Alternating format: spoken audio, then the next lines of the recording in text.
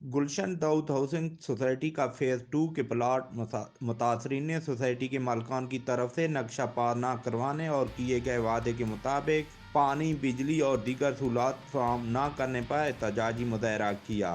इस दौरान मुतासरीन ने मालिकान के खिलाफ गम और गुस्सा का इजहार करते हुए शदीद नारेबाजी भी की। प्लाट मुतासरीन का कहना था कि वज़ीर आज़म पाकिस्तान के इंतखाबी हल्के में हमारे साथ जुल्म और ज्यादती हो रही है। फेज 2 के सोसाइटी मालिकान की अदम दिलचस्पी से 17 साल बाद भी हम पीने के पानी और बिजली जैसी सहूलत के बगैर पत्थर के दौर की जिंदगी गुजारने पर मजबूर हैं। अभी तक नक्शा पास नहीं हुआ। मुतल्लिका इदारों से अपील है कि खुदारा हमें हमारा हक दिलवाया जाए, वरना हम इससे ज्यादा एहतजाज करने पर मजबूर हो जाएंगे। इनाम खान, औसाफ डिजिटल न्यूज़, दाऊद खैर।